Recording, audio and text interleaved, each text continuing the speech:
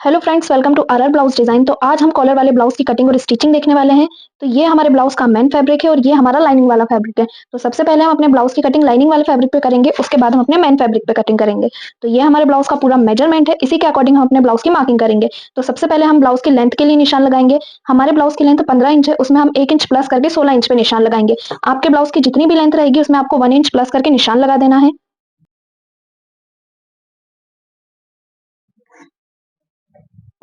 लंबाई के लिए निशान लगाने के बाद अब हम अपने ब्लाउज के शोल्डर के लिए निशान लगाएंगे। तो कॉलर वाले ब्लाउजों में शोल्डर को कितना रखना होता है वो हम देखेंगे। तो जितने भी हमारे फुल शोल्डर होते हैं उसका हाफ करके हमें यहाँ पे निशान लगाना होता है। तो हमारे ब्लाउज के फुल शोल्डर कितने हैं? 14.5।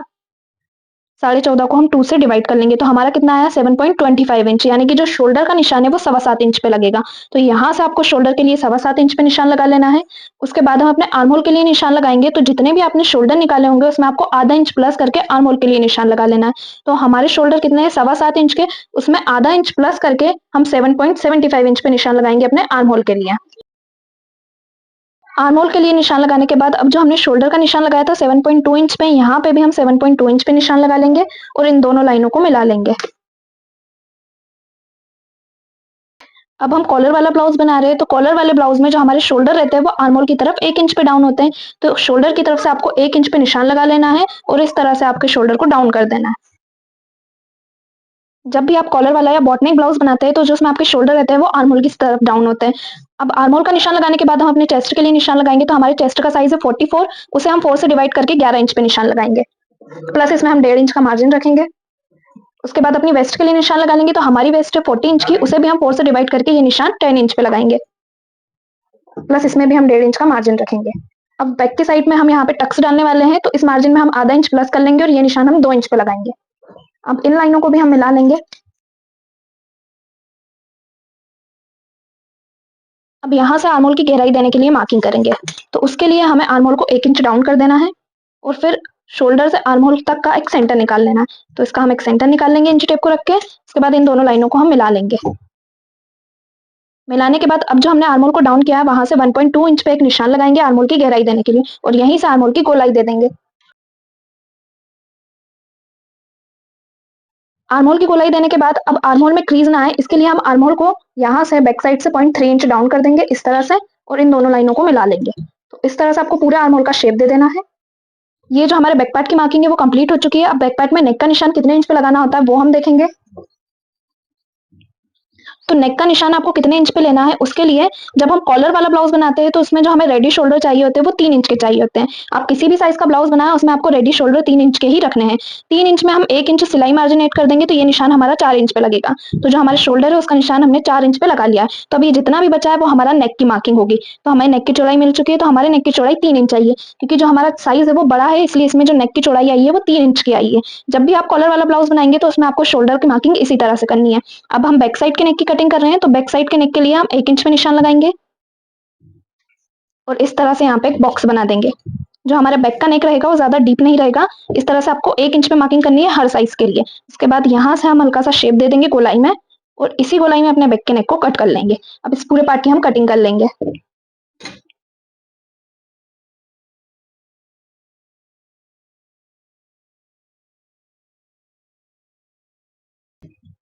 तो ये हमारा बैक पार्ट करके रेडी हो चुका है। अब हम अपने फ्रंट पार्ट की कटिंग देखेंगे।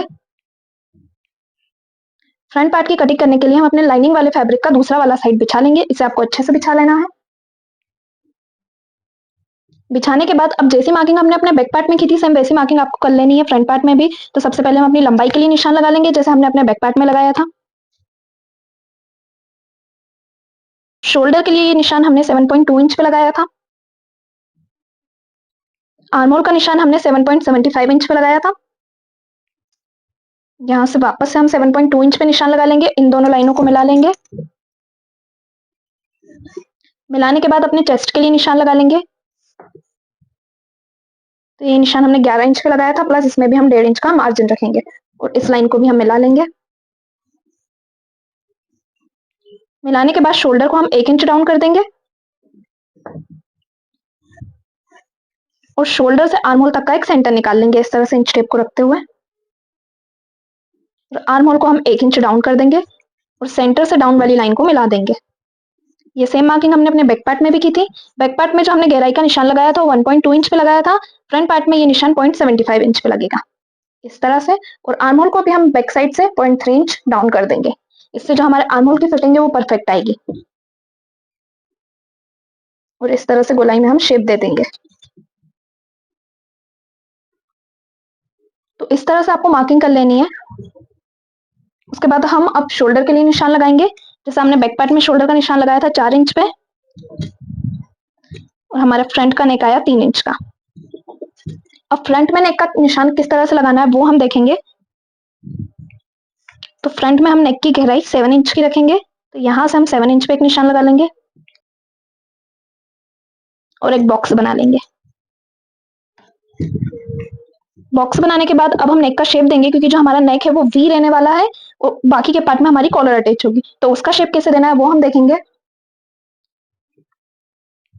तो ये जो हमने बॉक्स बनाया हुआ है, यहां से हम 3.5 इंच पे एक निशान लगाएंगे इस तरह से। यहां से हल्का सा वी शेप दे देंगे। ये देने के बाद अब हम प्रिंसेस कट ब्लाउज के लिए निशान लगाएंगे। अगर आप फर्स्ट टाइम कॉलर वाला ब्लाउज बना रहे हैं तो आप आपके अकॉर्डिंग कॉलर का पैटर्न रख सकते हैं कि आपको किस पैटर्न का ब्लाउज बनाना है। आप चाहे तो 4 टक्स ब्लाउज भी बना सकते हैं, 1 डॉट ब्लाउज भी बना सकते हैं और प्रिंसेस कट ब्लाउज भी बना सकते हैं। अगर आप प्रिंसेस कट ब्लाउज बनाते हैं तो इसमें जो आपकी ब्लाउज की फिटिंग है वो परफेक्ट आएगी। तो प्रिंसेस कट ब्लाउज की मार्किंग करने के लिए सबसे पहले हम शोल्डर टू एपेक्स के लिए निशान लगाएंगे। उसके लिए हम अपने शोल्डर का एक सेंटर निकाल लेंगे और यहीं से अपने एपेक्स पॉइंट की मार्किंग करेंगे। तो उसके लिए हम अपना मेजरमेंट देख लेंगे। हमारा शोल्डर टू एपेक्स का मेजरमेंट है 9.5 इंच। इसमें आधा इंच प्लस करके हम ये निशान 10 इंच पे लगाएंगे। तो यहां से हम 10 इंच पे एक निशान लगा लेंगे। अब एपेक्स टू एपेक्स का निशान लगाएंगे। तो एपेक्स टू एपेक्स हमारा है 4 इंच, तो ये निशान 4 इंच पे लगेगा। अब इसमें से आधा इंच कम करके यहाँ पे हम 3.5 इंच पे एक निशान लगा देंगे और इन दोनों लाइनों को क्रॉस में मिला लेंगे। और यहाँ से डॉट पॉइंट का जो निशान है वो हम 2 इंच पे लगाएंगे और इन दोनों को भी मिला लेंगे। अब यहां से हम निशान लगाएंगे तो ये निशान हम 1.25 इंच पे लगाएंगे और इस तरह से शेप दे देंगे।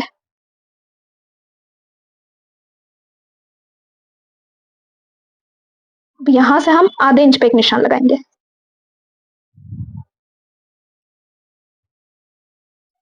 उसके बाद अब हम वेस्ट की मार्किंग करेंगे। तो वेस्ट की मार्किंग आपको कैसे करनी है, यहाँ से इसको फोल्ड करते हुए वेस्ट के लिए निशान लगाना है, क्योंकि ये हमारा सिलाई में चला जाएगा। तो ये निशान हमारा 10 इंच पे लग जाएगा अपनी वेस्ट के लिए। प्लस इसमें भी हम 1.5 इंच का मार्जिन रखेंगे और इन दोनों लाइनों को भी हम मिला देंगे। तो अभी हमारे पूरे पार्ट की कटिंग हो चुकी है। फ्रंट पार्ट को भी हम कट कर लेंगे।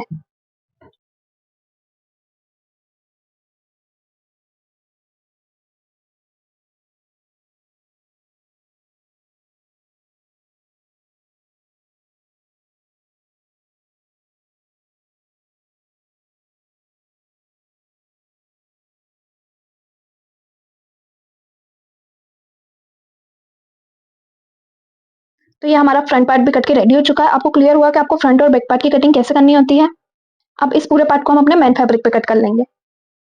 तो यहाँ पे हमने अपने ब्लाउज को मेन फैब्रिक पे कट करके रेडी कर लिया है और जो हमारे ब्लाउज का फ्रंट पार्ट है उसमें हम हुकाई की पट्टी अटैच करेंगे, इसलिए उसे कट करके हम ओपन कर लेंगे। तो इस तरह से हमारे ब्लाउज का लुक आएगा फ्रंट का, और फ्रंट में हम हुकाई की पट्टी को अटैच करेंगे। तो आपको स्टिचिंग का वीडियो भी पूरा देखना है ताकि आपको जो बेसिक चीजें हैं वो क्लियर हो सके। तो यहाँ पे जो हमारा लाइनिंग वाला फैब्रिक था उसे अपने मेन फैब्रिक से अटैच करके हमने रेडी कर लिया है। रेडी करने के बाद जो हमारा बैक वाला पार्ट है उसमें भी हमने टक्स डाल लिए हैं। सेम इसी तरह आपको भी आपका जो लाइनिंग वाला फैब्रिक रहेगा उसे मेन फैब्रिक से अटैच करके रेडी कर लेना है। उसके बाद हम अब फ्रंट पार्ट की स्टिचिंग देखेंगे कि जो हमारा फ्रंट पार्ट है उसको कैसे हमें स्टिच करना है। तो फ्रंट पार्ट को स्टिच करने के लिए पहले आपको फ्रंट पार्ट को एक दूसरे के अपोजिट बिछा लेना है। बिछाने के बाद हम सबसे पहले ब्लाउज में अपनी हुकाई की पट्टी को अटैच करेंगे। तो यहाँ पे हमने हुकाई की पट्टी को ऑलरेडी रेडी करके रखा हुआ है। तो हुकाई की पट्टी को कैसे लगाना है वो हम देखेंगे। तो सबसे पहले हम अपनी आई वाली पट्टी को लगाएंगे। तो इस पट्टी को आपको ऊपर से फोल्ड करते हुए लगाना है, इस तरह से आपको फोल्ड कर लेना है। उसके बाद आई की पट्टी को अटैच करना है। आप जिस तरह से आपकी आई की पट्टी को लगाते हैं उसी तरह से आप यहाँ पे लगा सकते हैं।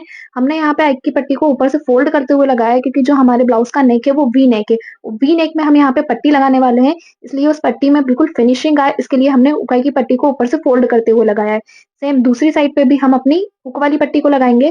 तो हुक वाली पट्टी को भी हमें ऊपर से फोल्ड करते हुए लगाना है, लेकिन हुक वाली साइड पे हम पोटली बटन अटैच करने वाले हैं, जिससे जो हमारे ब्लाउज़ का लुक रहेगा वो बिल्कुल परफेक्ट आएगा फ्रंट की साइड से। तो हुक की साइड पे यहाँ पे हम पोटली बटन लगाएँगे, तो उसके लिए हमने ऑलरेडी बटन को रेडी करके रखा हुआ है। तो 2-2 इंच की दूरी से छोड़ते हुए हम यहाँ पे बटन को अटैच करने वाले हैं। तो सबसे पहले हमारी जो हुक वाली पट्टी रहेगी उसे हम ऊपर से फ़ोल्ड कर देंगे। फ़ोल्ड करके 2 इंच की दूरी से हम बटन को लगाना स्टार्ट करेंगे। आपको बटन को डायरेक्ट ऊपर से नहीं लगाना है, क्योंकि जो हमारा नेक है वो वी नेक है और वी नेक में हम पट्टी अटैच करने वाले हैं। अगर हम ऊपर से ही अपनी बटन को लगाना स्टार्ट करते हैं, तो जो हमारे ऊपर का साइड रहेगा वो बहुत मोटा हो जाएगा और फिर उसपे मशीन चलाने में प्रॉब्लम होगा। इसलिए आपको 2 इंच की दूरी से बटन को लगाना स्टार्ट करना है और इसी तरह से आपको धीरे-धीरे सारी बटनों को बिल्कुल फिनिशिंग के साथ लगा लेना है। इससे जब हम अपने वी नेक में पट्टी अटैच करेंगे, तो जो उसका शेप है वो बिल्कुल परफेक्ट आएगा और पोटली बटन अटैच करने से क्या होगा, जो हमारे फ्रंट पार्ट का लुक रहेगा वो बिल्कुल पैक ब्लाउज़ जैसा आएगा। फ्रंट से भी हमारा ब्लाउज़ बिल्कुल पैक लगेगा, उसमें ऐसा नहीं लगेगा कि हमने हुकाई की पट्टी अटैच की है। अब पोटली बटन लगाने के बाद इस पट्टी को हमें पलटना है, तो पलटने के लिए हम पट्टी में हल्के-हल्के कट लगा लेंगे, ताकि हम पट्टी को आसानी से पलट सकें। तो यहाँ पे कट लगाने के बाद आपको पट्टी को पलट लेना है, जिससे जो हमारे पोटली बटन रहेंगे वो बाहर के साइड आ जाएँगे और जो हमारी सिलाई है वो अंडरग्राउंड हो जाएगी। तो बहुत ही फिनिशिंग के साथ आपको पट्टी को पलटते हुए अंदर की तरफ से सिलाई को लगा देना है। तो यहाँ पे हमारी बटन भी लग के रेडी हो चुकी है और जो हमारी हुक की पट्टी है वो भी रेडी हो चुकी है। आप देख सकते हैं कि हमारी सिलाई कितनी परफेक्ट आई है। अब यहाँ पे हम दोनों पार्ट को एक दूसरे के ऊपर रख के देखेंगे कि जो हमारी हुकाई की पट्टी है वो बराबर लगी है या नहीं। तो यहाँ पे हमारी दोनों पट्टी बिल्कुल इक्वल लगी है। पट्टी को लगाने के बाद अब हम वी नेक में शेप देना स्टार्ट करेंगे। तो वी नेक में भी हम यहाँ पे पट्टी लगा के शेप देंगे। तो वी नेक का शेप देने के लिए आपको 3.5 इंच पे एक निशान लगा लेना है। 3.5 इंच पे निशान लगाने के बाद आपकी लाइनिंग वाले फैब्रिक में से जितना भी फैब्रिक बचा होगा, आपको उसी को यूज़ करना है, हम उसी की पट्टी लगाएँगे। तो यहाँ पे हमने डबल फ़ोल्ड फैब्रिक ले लिया है और उसके ऊपर हम अपने फ्रंट पार्ट को रखेंगे और फ्रंट पार्ट में जो वी नेक का शेप है, सेम उसी शेप में आपको यहाँ पे पट्टी के ऊपर लाइन ड्रॉ कर देनी है। आप चाहें तो यहाँ पे कैनवास की पट्टी भी लगा सकते हैं, हमने जो कपड़ा बचा है हम उसी की पट्टी लगाएँगे। तो यहाँ पे जो हमने वी नेक बनाया है उसका शेप ड्रॉ कर दिया है, इसे हम 1.2 इंच की दूरी से कट कर लेंगे, तो पूरी लाइन को आपको 1.2 इंच की दूरी से कट करना है। अब ये हमारी पट्टी रेडी हो चुकी है वी नेक के लिए, इसे हम कट कर लेंगे। तो इस तरह से आपको इसको कट कर लेना है। ये हम अपने नेक में अटैच करेंगे, जिससे जो हमारे नेक की फिनिशिंग है वो बिल्कुल परफेक्ट आएगी। आप चाहें तो यहाँ पे कैनवास भी यूज़ कर सकते हैं, हमने यहाँ पे ओनली कपड़े की पट्टी यूज़ की है। अब यहाँ पे हमने बारीक-बारीक कट लगा लिए हैं, जिससे हम पट्टी को आराम से फ़ोल्ड कर सकें। तो पट्टी को फ़ोल्ड करते हुए हम यहाँ पे सिलाई लगा लेंगे। जब हम पट्टी को फ़ोल्ड करें तो आपको ध्यान रखना है कि पट्टी एक-दूसरे के अपोज़िट रखते हुए आपको सिलाई लगानी है। तो यहाँ पे हम पट्टी के एक-एक साइड पे सिलाई लगा के उसको रेडी कर लेंगे।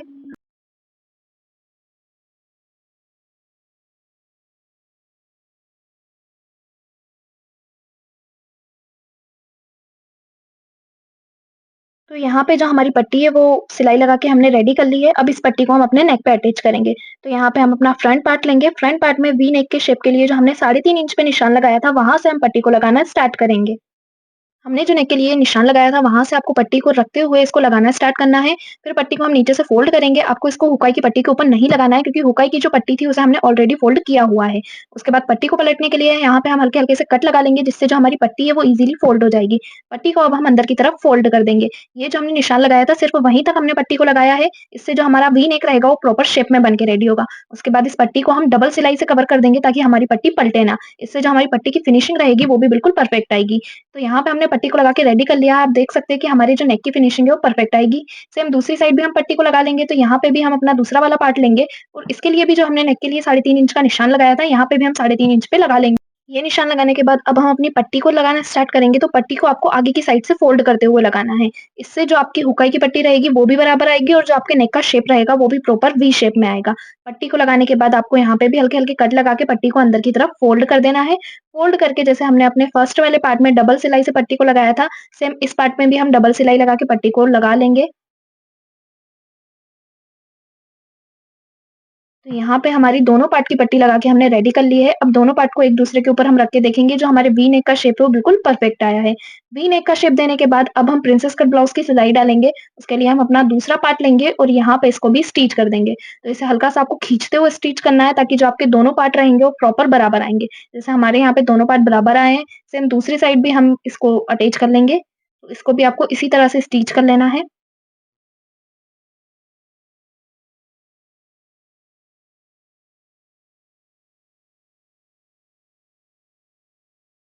तो यहाँ पर हमारे फ्रंट के दोनों पार्ट हमने स्टिच करके रेडी कर लिए हैं। अब दोनों पार्ट को आपको एक-दूसरे के ऊपर रख के देख लेना है। तो जो हमने पोटली बटन लगाई थी उससे जो हमारे ब्लाउज़ का लुक है वो बिल्कुल परफेक्ट आया है। तो फ्रंट पार्ट हमारा रेडी हो चुका है। अब हम अपने बैक पार्ट को लेंगे। तो यहाँ पे हमने अपने बैक पार्ट को ले लिया है। बैक पार्ट के ऊपर हम अपने फ्रंट पार्ट को रखेंगे और इन दोनों के जो शोल्डर है उन्हें हम जॉइन कर देंगे। तो बैक पार्ट के ऊपर आपको आपके दोनों फ्रंट पार्ट को जमा लेना है और जमा के आपके शोल्डर को अच्छी तरीके से आपको रखते हुए जॉइन कर देना है। जिस तरह से हमने इन्हें डाउन में कट किया था, उसी तरह से आपको डाउन में सिलाई चलाते हुए यहाँ पे शोल्डर को जॉइन कर लेना है। शोल्डर के ऊपर आपको डबल सिलाई लगा के शोल्डर को अटैच कर लेना है, जिससे जो आपकी सिलाई रहेगी वो बहुत मजबूत लगेगी। तो यहाँ पे हमने शोल्डर जॉइंट कर लिए हैं। अब आप देख सकते हैं कि जो हमारा फ्रंट और बैक पार्ट है, वो दोनों को हमने अटैच करके रेडी कर लिया है। रेडी करने के बाद अब हम यहाँ पे कॉलर लगाना देखेंगे। तो कॉलर को लगाने के लिए आपने जो वी नेक का शेप दिया था 3.5 इंच पे, तो दोनों साइड से आपको 3.5 इंच पे एक निशान लगा लेना है। अब ये जो हमने 3.5 इंच पे निशान लगाया है, इस निशान को छोड़ते हुए आपको इंची टेप को रखना है और उसके बाद पूरे नेक पे आपको इंची टेप को रखते हुए नाप के देखना है कि जो आपकी कॉलर है वो कितने इंच पे रेडी होगी। तो यहाँ पे हमने इंची टेप को नाप के देखा पूरा राउंड में, तो हमारी कॉलर 15.5 इंच की आ रही है। तो अब जो हम कॉलर रेडी करेंगे वो 15.5 इंच पे हम कॉलर को रेडी करेंगे। कॉलर का मेजरमेंट कैसे लेना है वो आपको क्लियर हुआ। अब कॉलर को कैसे रेडी करना है वो हम देखेंगे। तो उसके लिए हम सबसे पहले कैनवास पेपर लेंगे। तो यहाँ पे हमने डबल फोल्ड कैनवास पेपर ले लिया है। कैनवास पेपर को आपको डबल फोल्ड करके बिछा लेना है। बिछाने के बाद यहाँ पे हम एक स्ट्रेट लाइन खींच देंगे। इस तरह से आपको एक स्ट्रेट लाइन खींच देनी है। लाइन खींचने के बाद हम जो कॉलर की चौड़ाई रखने वाले हैं, वो हम 3.5 इंच की रखेंगे। आप चाहे तो ये चौड़ाई 4 इंच तक ले सकते हैं। हमने 3.5 इंच की चौड़ाई रखी है। तो यहाँ से हम ने जो स्ट्रेट लाइन खींची थी, वहाँ से इंची टेप को रखते हुए 3.5 इंच पे एक निशान लगा लेंगे। अब ये जो निशान हमने लगाया है, इसे भी हम स्ट्रेट कर देंगे। इस तरह से आपको स्ट्रेट कर लेना है इस निशान को। स्ट्रेट करने के बाद अब हम कॉलर की लंबाई के लिए निशान लगाएँगे। तो लंबाई के लिए निशान कैसे लगाना है वो हम देखेंगे। तो यहाँ पे जो हमारा कैनवास है वो डबल फ़ोल्ड है। तो डबल फ़ोल्ड कैनवास में आपको निशान लगाने के लिए आपने जितना भी कॉलर का मेज़रमेंट लिया होगा उसे आपको 2 से डिवाइड कर लेना है। हमारा मेज़रमेंट था 15.5 इंच का, तो 15.5 को हमने यहाँ से 2 से डिवाइड कर लिया। तो हमारा कितना आया 7.75 इंच। तो हम कॉलर की लंबाई के लिए 7.75 इंच पे एक निशान लगा देंगे। निशान लगाने के बाद अब जो हमने स्ट्रेट लाइन खींची थी दोनों साइड पे, वहाँ से हमें 1-1 इंच ऊपर आना है। दोनों ये जो लाइनें हैं वहाँ से आपको 1-1 इंच ऊपर आना है और इस तरह से आपको क्रॉस में मिला देना है। दूसरी वाली लाइन को भी हम इस तरह से क्रॉस में मिला देंगे जो हमने 1 इंच का निशान लगाया था। अब ये जो हमने 1-1 इंच के निशान लगाए हैं, इन दोनों को भी हम हल्का-सा क्रॉस में ले जाते हुए मिला देंगे। इस तरह से आपको इन निशानों को भी क्रॉस में मिला देना है। तो ये जो है हमारे कॉलर का शेप बन के रेडी हो चुका है। इन निशानों को आपको हल्का-सा शेप में दे देना है ऊपर से इस तरह से। उसके बाद ये जो हमारी नीचे वाली लाइन है, ये हमारी कॉलर पे जाएगी। हमारे नेक पे नीचे वाली लाइन अटैच होगी और जो ऊपर वाली लाइन रहेगी हमारी फोल्डेड रहेगी। उसके बाद अब ये जो हमने शेप दिया है इसे हम कट कर लेंगे।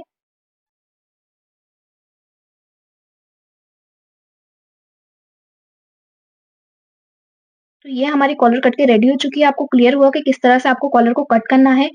कॉलर को कट करने के बाद यहाँ पे हमने कॉलर की साइज़ के फैब्रिक को भी कट कर लिया है।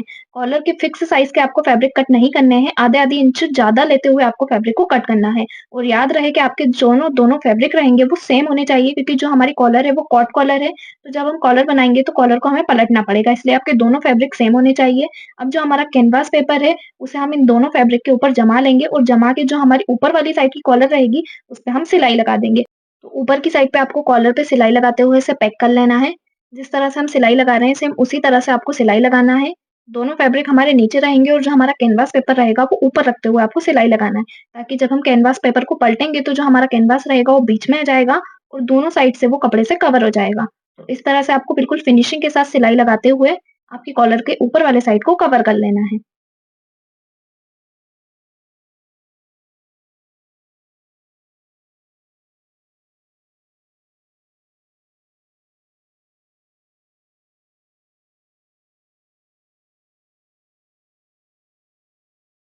कॉलर को सिलाई लगा के रेडी करने के बाद जितना भी एक्स्ट्रा फैब्रिक रहेगा आपको उसको कट कर लेना है। ऊपर की साइड आपका जितना भी एक्स्ट्रा फैब्रिक है उसको आपको कट कर लेना है, लेकिन नीचे का जो हमारा एक्स्ट्रा फैब्रिक है उसे अभी हम कट नहीं करेंगे। उसे हम सिलाई में फ़ोल्ड कर लेंगे बाद में। उसके बाद हमें कट के निशान लगा लेना है। तो सबसे पहले आपके कॉर्नर पे आपको कट का निशान लगा लेना है और कैनवास को छोड़ते हुए बाकी की जितनी भी कॉलर है उस पे आपको कट का निशान लगा के इस तरह से आपको कॉलर को फ़ोल्ड कर देना है। फ़ोल्ड करने के बाद आप देखेंगे कि जो हमारा कैनवास पेपर है वो अंदर की तरफ कवर हो चुका है और दोनों साइड पे हमारे फैब्रिक आ चुके हैं। उसके बाद जो हमारे कॉर्नर है उसे आपको किसी भी चीज़ की हेल्प से अच्छे से बाहर निकाल लेना है, जिससे जो हमारी कॉलर का लुक रहेगा वो बिल्कुल परफेक्ट आएगा। तो यहाँ पे आपको जो आपके कॉर्नर है उन्हें अच्छे से बिल्कुल फिनिशिंग के साथ बाहर निकालना है। तो अब हमारी जो कॉलर है वो पूरी तरह से बन के रेडी हो चुकी है। अब इस पे हम पक्की सिलाई लगा के इसको अटैच कर लेंगे। तो इस तरह से आपको इसको स्टिच कर देना है।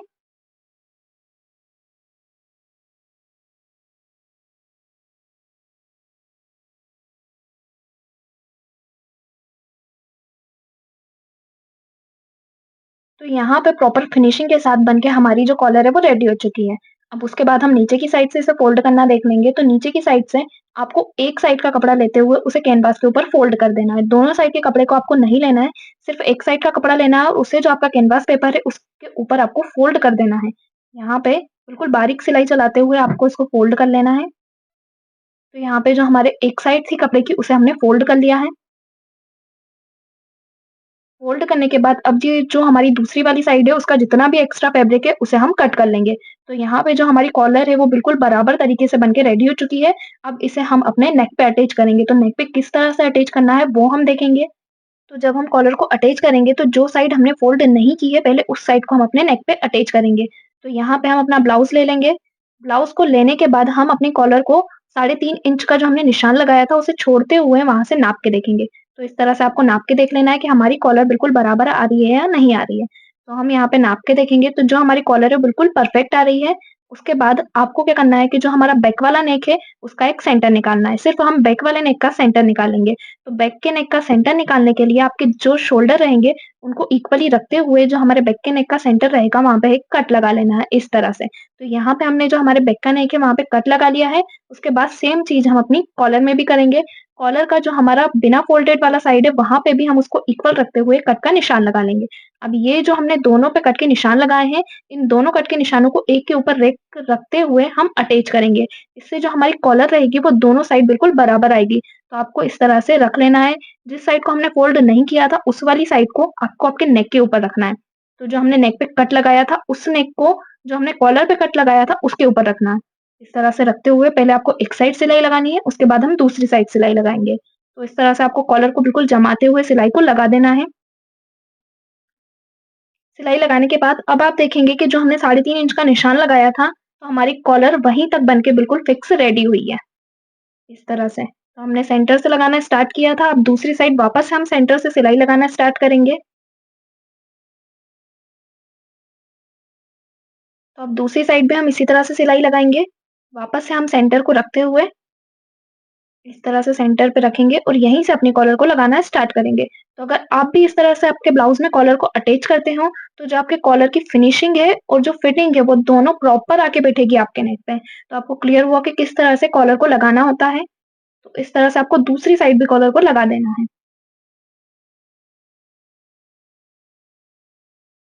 तो आप देखेंगे कि हमारी कॉलर प्रॉपर जो हमने 3.5 इंच का निशान लगाया था, वहाँ तक बन के रेडी हुई है। तो अगर आप इस तरह से कॉलर की कटिंग करते हैं, तो जो आपकी कॉलर है, वो बिल्कुल फिट आके बैठेगी। तो जो हमारी कॉलर का एक साइड है वो हमने अपनी नेक पे अटैच कर लिया है। अब दूसरा वाला साइड कैसे अटैच करना है वो भी हम देखेंगे। आप देख सकते हैं कि बैक की साइड से जो हमारी फिनिशिंग है वो कितनी परफेक्ट आई है। बैक की साइड पे कोई भी सिलाई शो नहीं हो रही है। जो हमारी सिलाई है वो पूरी तरह से अंडर कवर हो चुकी है।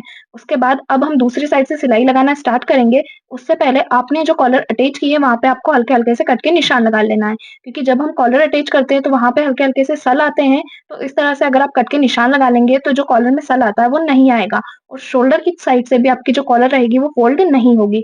उसके बाद आप दूसरी साइड से हम कॉलर को अटैच करना स्टार्ट करेंगे, तो जो हमने वी नेक का शेप दिया था उसको आपको कॉलर के अंदर कर लेना है इस तरह से। इस तरह से अंदर करते हुए जो हमारी फ़ोल्डेड वाली साइड है, उसे भी हम सिलाई लगा के यहाँ पे अटैच कर देंगे। तो इसे आप पास से भी देख सकते हैं कि किस तरह से हम सिलाई लगा रहे हैं, उसी तरह से आपको भी फिनिशिंग से इसमें सिलाई लगानी है। तो जो हमारा फ़ोल्डेड वाला साइड रहेगा उसको आपको आपके नेक के ऊपर अच्छे से जमाते हुए सिलाई लगा लेनी है। इस तरह से और जो हमारी सिलाई हमने सबसे पहले लगाई थी, उसको आपको इसके अंदर कर लेना है। तो जो हमारी फ़ोल्डेड वाली साइड रहेगी वो ऊपर आ जाएगी हमारे नेक के और जो हमारी कॉलर है वो प्रॉपर फिनिशिंग के साथ बन के रेडी होगी। और अगर आपने अब तक हमारे चैनल को सब्सक्राइब नहीं किया है तो सब्सक्राइब भी कर लें ताकि आपको इसी तरह के नए-नए पैटर्न और सीखने को मिले और साथ ही साथ आपको बेल आइकन को भी प्रेस कर देना है ताकि आने वाली वीडियो की नोटिफ़िकेशन भी आपको मिल सके। तो यहाँ पे हमने अपनी कॉलर को बना के रेडी कर लिया है। अब ये जो हमारी कॉलर है इसे आपको फ़ोल्ड कर लेना है। तो आपको सबसे पहले कॉलर को लेना है और कॉलर को आपको इक्वली फ़ोल्ड करना है। यानी कि जो हमारे कॉलर का सेंटर रहेगा वहाँ से आपको कॉलर को इस तरह से फ़ोल्ड कर लेना है। तो जो हमारे कॉलर का लुक रहेगा वो कॉट कॉलर की तरह आएगा इस तरह से। तो जो हमारी कॉट कॉलर है ब्लाउज़ की वो बन के रेडी हो चुकी है। आप देख सकते हैं कि जो हमारे ब्लाउज़ का लुक है वो कितना परफेक्ट आया है। आई होप कि आपको समझ में आया हो कि ब्लाउज़ में कॉट कॉलर को किस तरह से तैयार किया जाता है और ब्लाउज़ में कॉट कॉलर को लगाने का सही तरीका क्या होता है। आप चाहें तो इस ब्लाउज़ को स्लीवलेस भी रख सकते हैं, लेकिन यहाँ पे हमने स्लीव को ऑलरेडी रेडी करके रखा हुआ है। अब हम ब्लाउज़ में स्लीव अटैच करके इसमें फिटिंग डाल लेंगे। तो यहाँ पे हमने स्लीव अटैच करके ब्लाउज़ में फिटिंग डाल ली है। तो ये हमारे ब्लाउज़ का पूरा लुक है। अगर आपको वीडियो में समझाने का तरीका पसंद आया हो तो वीडियो को सब्सक्राइब ज़रूर करें।